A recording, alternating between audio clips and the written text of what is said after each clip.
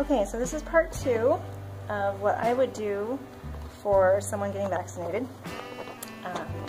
And again, I would do this before and after. So these are the same 2 pressure points you saw on the right foot, between these tendons and these 2 tendons. Rub those nice and deep, make sure everything there is kind of open, and then you're going to massage this area above the ankle over to about this point. We're doing the signal that goes to the leg, so starting up in the low back glutes area, massaging round and round and round until you get to this spot right here. You'll feel it's kind of squishy right there next to the ankle bone. Then you're going to rub this spot. There's kind of a tendon right here you can feel, and you're going to be rubbing right underneath it until you get to another kind of squishy place. This one's not as obvious. This is a signal that corresponds to the knee, so you're doing that joint right there where the femur is, and most vaccines are given in the thigh.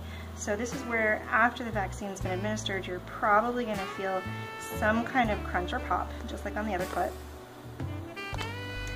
And then continue rubbing downward around this little bone over here on the side of the foot, and that finishes off the leg signal. If you feel like you need to, you can trace this backwards to try and help things circulate. So it goes all the way down and all the way back up. I usually don't. I usually just do one direction. And then you're going to do the signals that correspond to the lymphatic stuff that dumps into the spleen. Now on the other foot, the signals were the lymphatic to the liver, and they push downward to a drain point here. That's not how it is on the left foot. You're going to push it up and over the pinky tendon, which you can't really see, but it's right here, into one of those main lymph drains again. If you're feeling a lot of crunching and popping here after the vaccine's been administered, then that, well, it would tell me, if it were my kid, okay, this person isn't necessarily processing the vaccine in an optimal way, and I would be on the lookout for other side effects. I've noticed when I've done this for other people, the kids who are processing on this side are the ones that get fevers, that don't feel well, they get cranky, or they get runny noses. For whatever reason, it seems like if the person's processing the vaccine through the liver, that kind of stuff doesn't happen.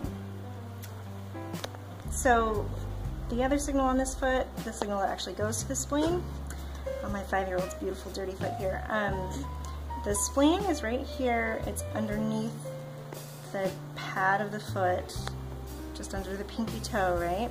So when you're vaccinating, you almost immediately can feel the crunching in the lymphatic system. If it's been a little while, as much as like half an hour to an hour or 2, it should be down here in the soles of the feet by then. And I feel it usually, like I said, in the liver, but occasionally you'll feel it here, and you kind of want to rub that deep, crunch and pop. Hopefully the body will get the message, hey, something's not right here. I would also grab the big toe, which corresponds to the brain, kind of hold both of those points and try to connect it so that the brain can get the message about what's going on here in the spleen. For those of you new to reflexology, this might sound a little crazy, but for me, this is every bit as factual as gravity or anything else.